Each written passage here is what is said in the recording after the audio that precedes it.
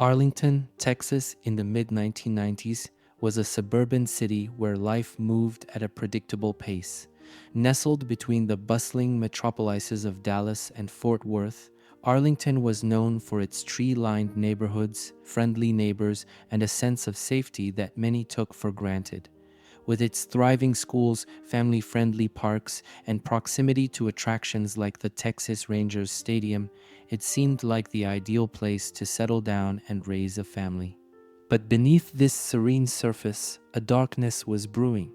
For years, Arlington had prided itself on its relatively low crime rate, with most incidents limited to petty theft or minor disturbances. Serious crimes, especially violent ones, were rare.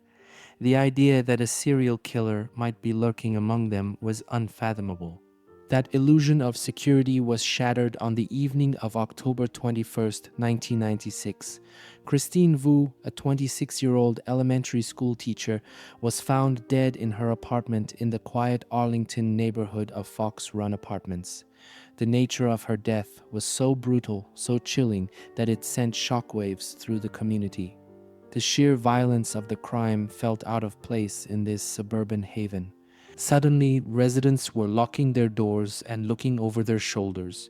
Parents warned their children to avoid strangers, and young women, especially those living alone, felt the once comforting walls of their apartments closing in with an oppressive weight.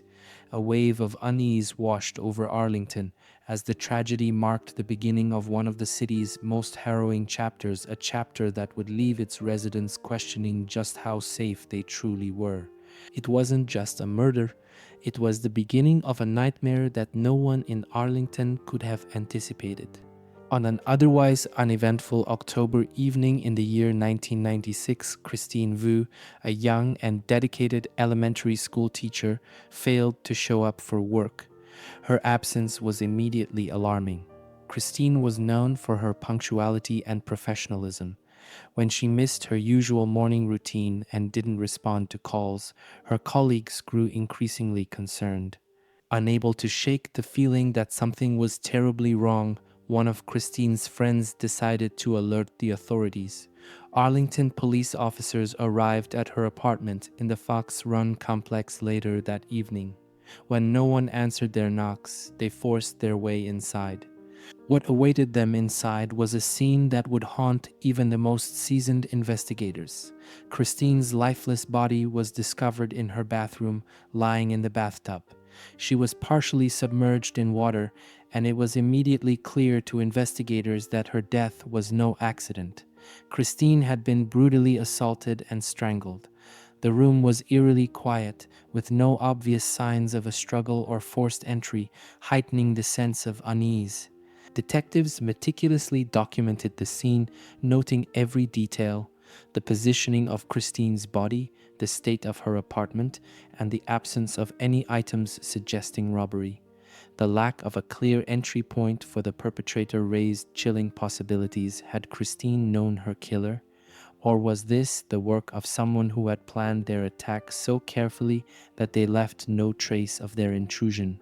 The gruesome discovery marked the start of a case that would grip the community and the nation alike, sparking fear and questions that would linger for years. How could such a brutal crime happen in a quiet suburban apartment, and who could have committed such a calculated and heartless act? As investigators meticulously examined the scene of Christine Vu's murder, a disturbing pattern of precision began to emerge.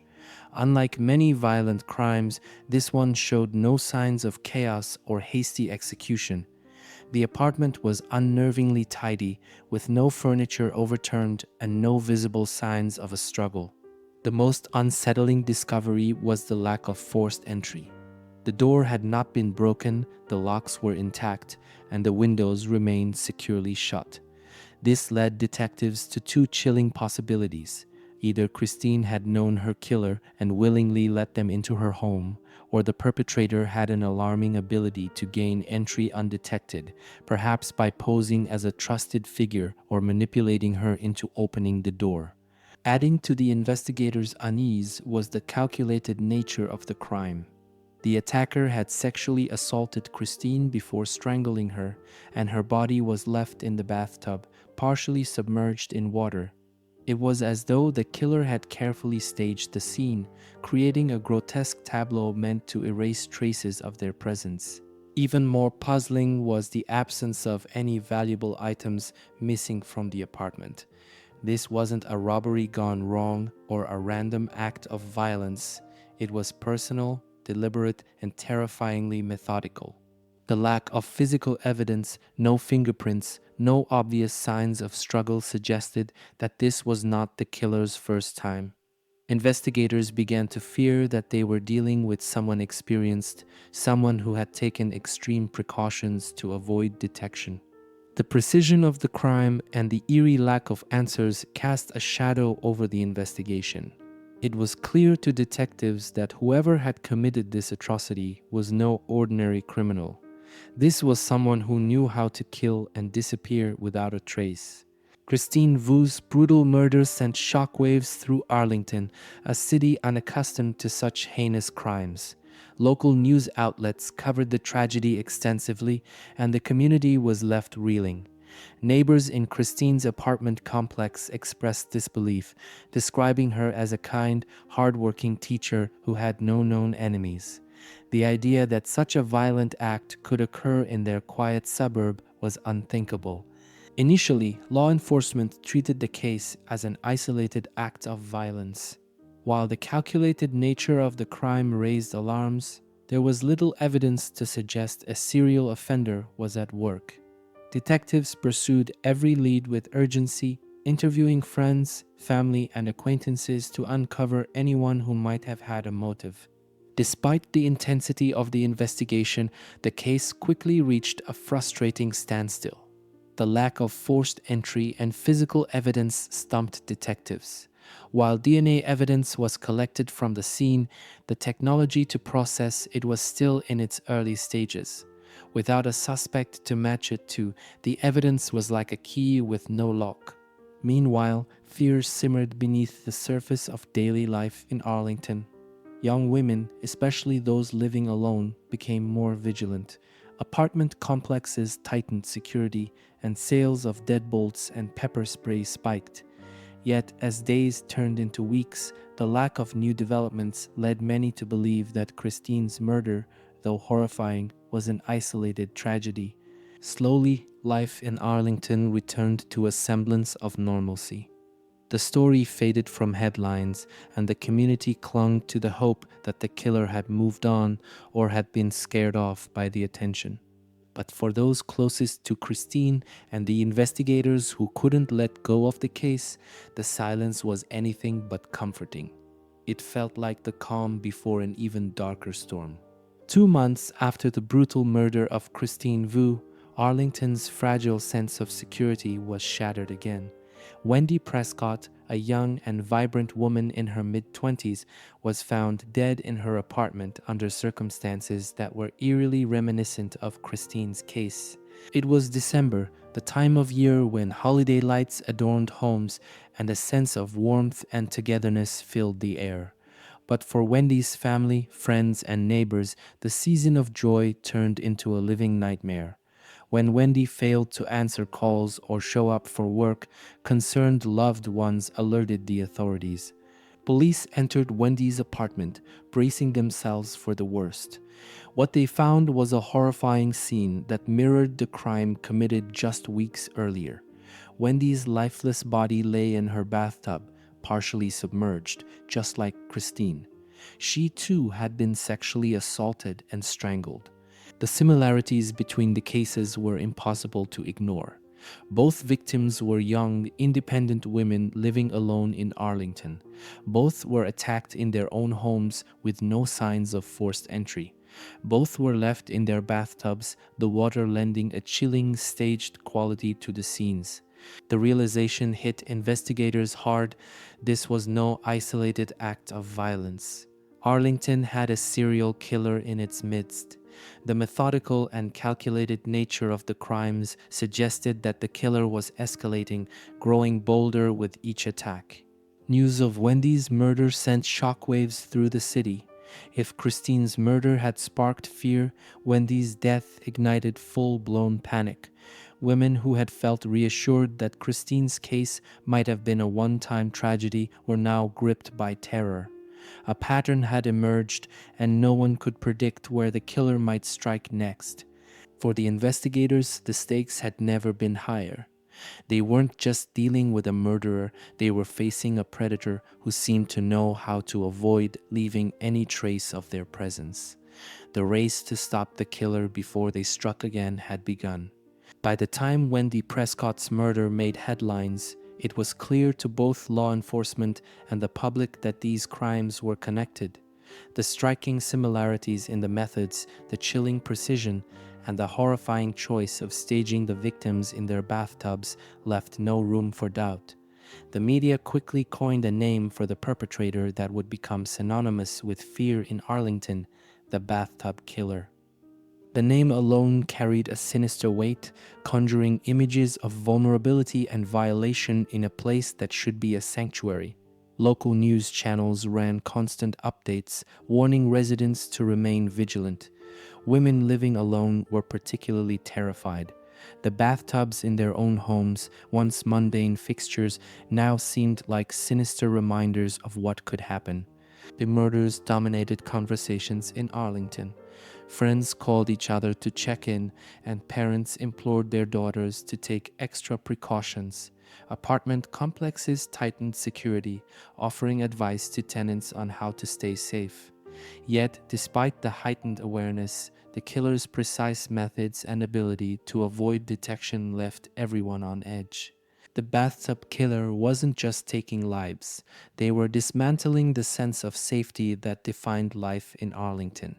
The city, once peaceful, now felt like it was being stalked by an unseen predator. With the link between the murders of Christine Vu and Wendie Prescott established, detectives intensified their efforts to catch the Bathtub Killer. The investigation became a full-scale operation, with the Arlington Police Department dedicating its best resources to solving the case. The first step was to search for connections between Christine and Wendie. Both were professional women in their 20s with active social lives and no known enemies.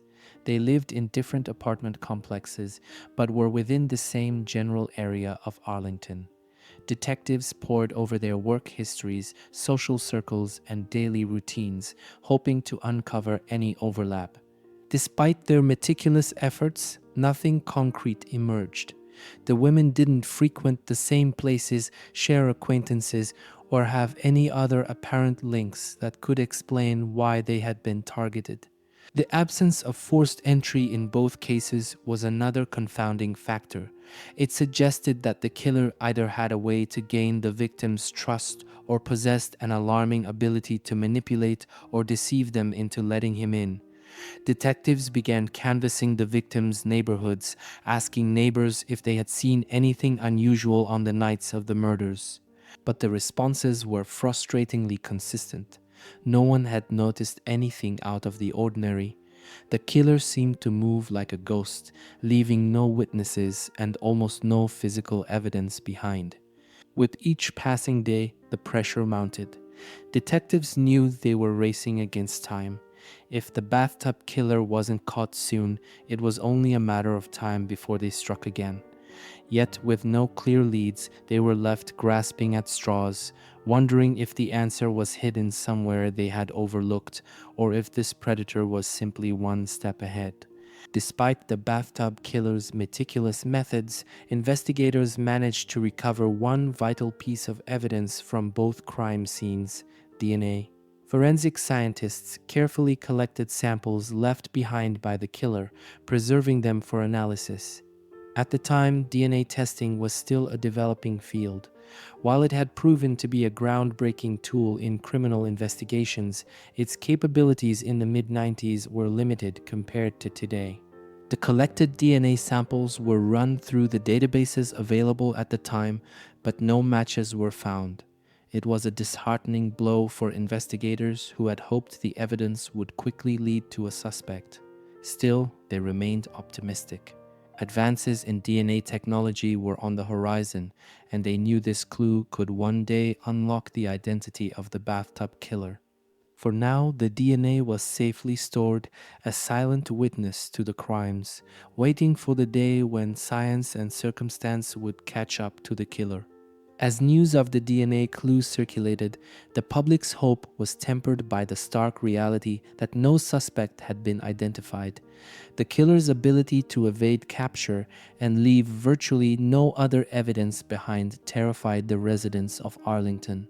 Local police and community leaders took to public forums, urging residents to take precautions.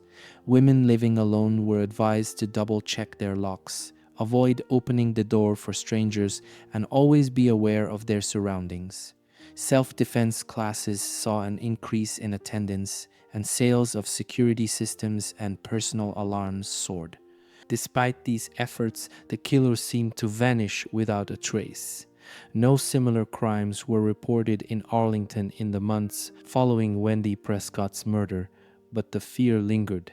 For women, especially those who lived alone, their homes no longer felt like sanctuaries.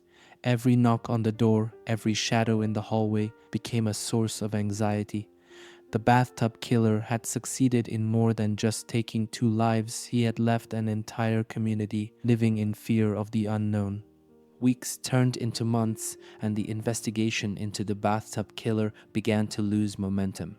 Leads dried up, and despite the dedicated efforts of detectives, the case remained unsolved.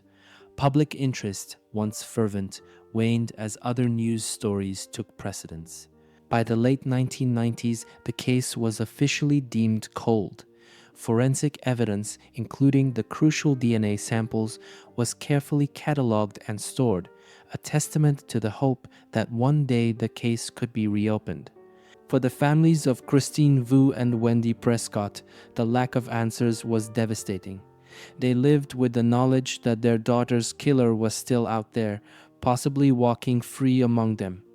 The silence from law enforcement wasn't due to apathy. It was the result of frustration and dead ends. In Arlington, the bathtub killer became something of an urban legend, whispered about but rarely discussed openly. For the detectives who had worked the case, it remained an open wound, a reminder of the predator who had slipped through their grasp. But while the case faded from the public's memory, it wasn't forgotten. Advances in forensic science and a chance encounter would one day breathe new life into this chilling mystery. In the fall of 1999, a seemingly routine arrest would provide the breakthrough that Arlington investigators had long hoped for. Devon Scheanette, a man in his late 20s with a history of criminal activity, was taken into custody for a string of burglaries in the Dallas-Fort Worth area.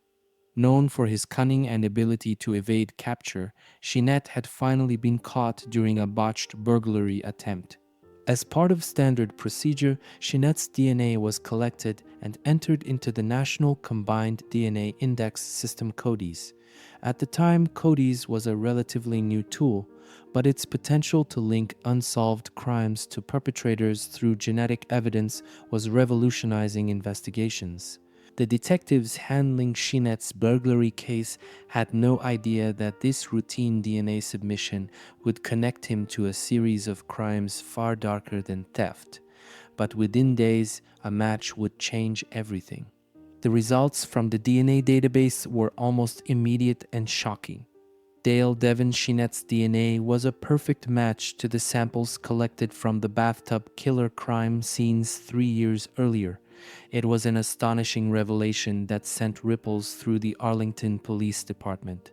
For the detectives who had worked tirelessly on the case, it was the moment they had been waiting for: proof of the bathtub killer's identity. The DNA evidence was conclusive, leaving no doubt that Scheanette was responsible for the brutal murders of Christine Vu and Wendie Prescott. While the breakthrough was a triumph of modern forensic science, it also raised a deeply troubling question.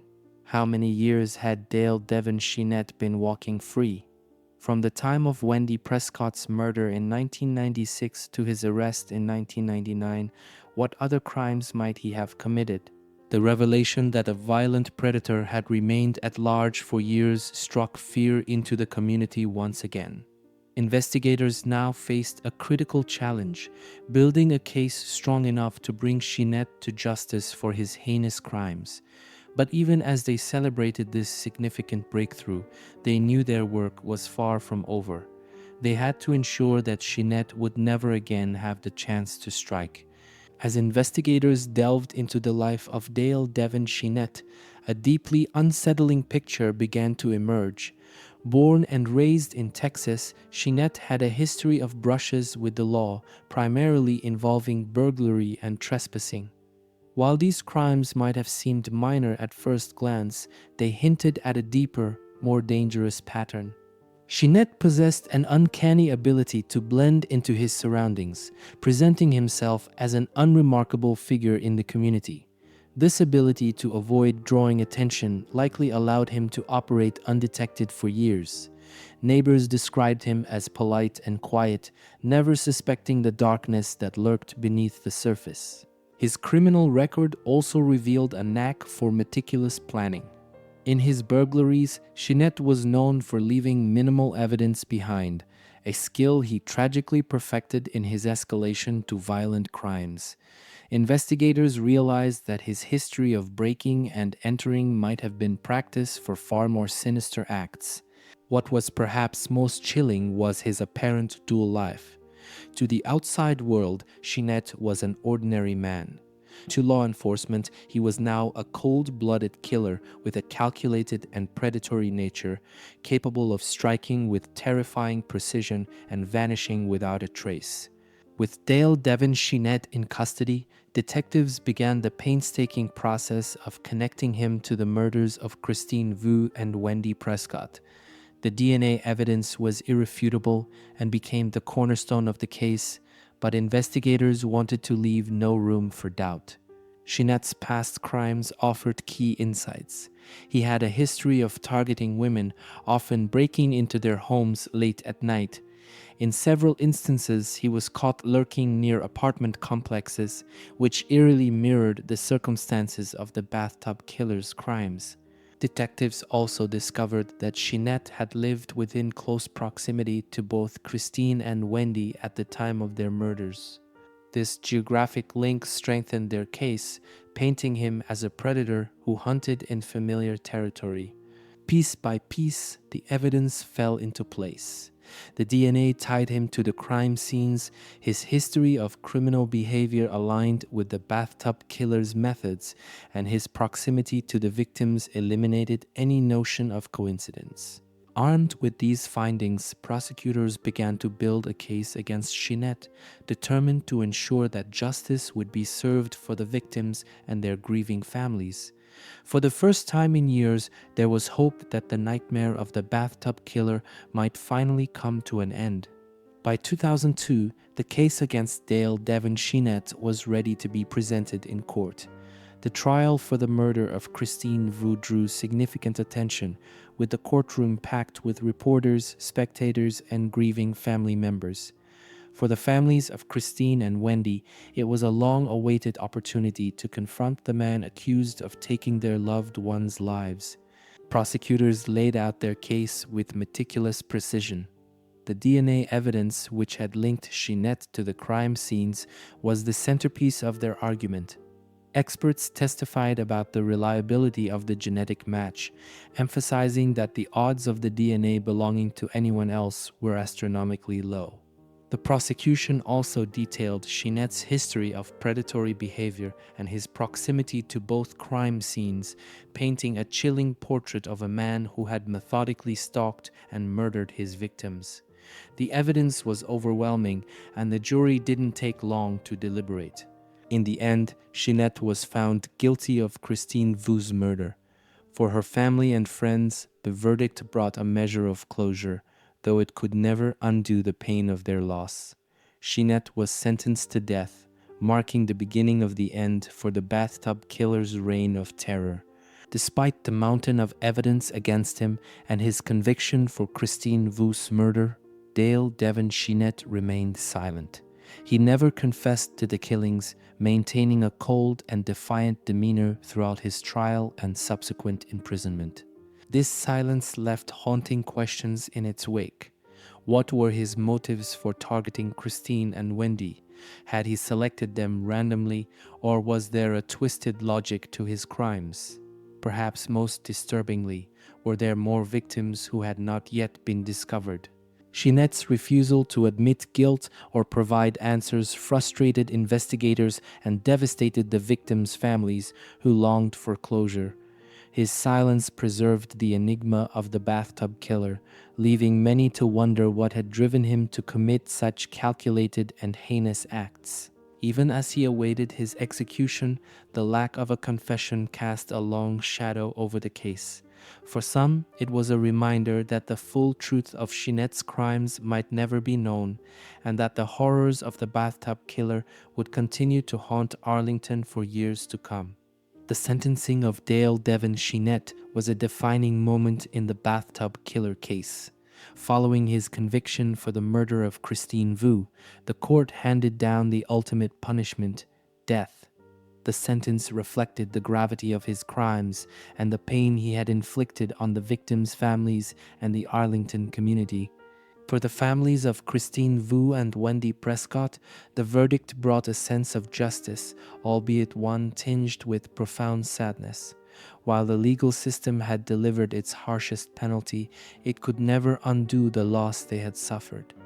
Their daughters, vibrant and full of promise, had been taken from them in the most brutal of ways.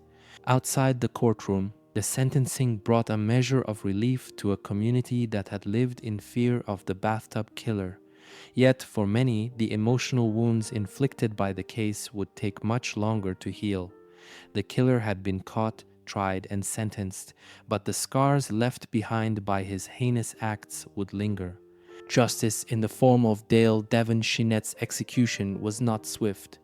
After his sentencing, years of appeals followed, as is common in capital punishment cases. The legal process, though necessary, prolonged the pain for the families of Christine Vu and Wendie Prescott, who had already endured so much. It wasn't until the year 2009, over a decade after the murders, that Scheanette was finally executed by lethal injection in a Texas prison. For many, the execution marked the end of a dark and harrowing chapter in Arlington's history. The man who had terrorized the community, taken innocent lives, and left a trail of devastation was gone. However, even with Scheanette's execution, questions lingered. His refusal to confess or provide any insight into his motives meant that the full truth of his crimes might never be known. Was there a specific reason he chose Christine and Wendie, or were they victims of random, opportunistic violence? Most disturbingly, were there other victims who had not yet been discovered?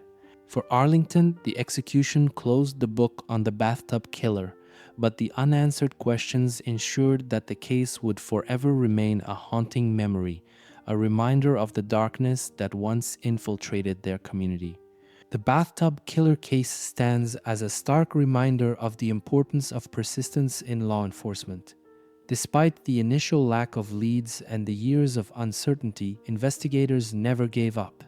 It was their unwavering dedication, combined with advancements in forensic science, that ultimately led to the identification and conviction of Devon Scheanette.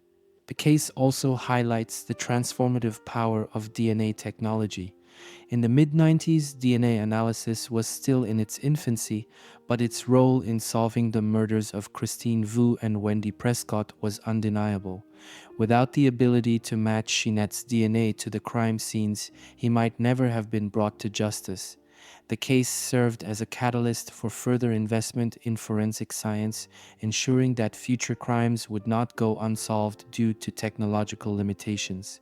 Yet, as groundbreaking as this victory was, it came with a heavy realization. The justice system relies not only on science, but also on timing. For the families of the victims, the years it took to solve the case represented a painful gap where the killer remained free. Despite Devon Scheanette's conviction and eventual execution, the Bathtub Killer case leaves behind unsettling questions that may never be answered. Were Christine Vu and Wendie Prescott truly his only victims, or were they part of a longer, more sinister pattern of violence? What drove Scheanette's meticulous cruelty, and why did he choose these women? Most hauntingly, the case forces us to ask whether lives could have been saved if the breakthrough had come sooner. Forensic science ultimately provided the key, but could earlier advancements or closer scrutiny of Scheanette's past have prevented these tragedies? These lingering questions serve as a sobering reminder of the challenges faced by law enforcement in pursuing justice. Even when a case is closed, the shadows it casts can endure for decades, leaving victims, families, and communities to grapple with the unknown. The Bathtub Killer case is a chilling example of how science and persistence can prevail, even in the darkest of circumstances. But it also underscores the importance of awareness and vigilance in our communities. What do you think drives someone to commit such calculated acts of violence? Could the system have done more to prevent these crimes, or was Scheanette's capture inevitable? Share your thoughts and theories in the comments below. Let's discuss how cases like this shape our understanding of justice and what we can do to prevent similar tragedies in the future.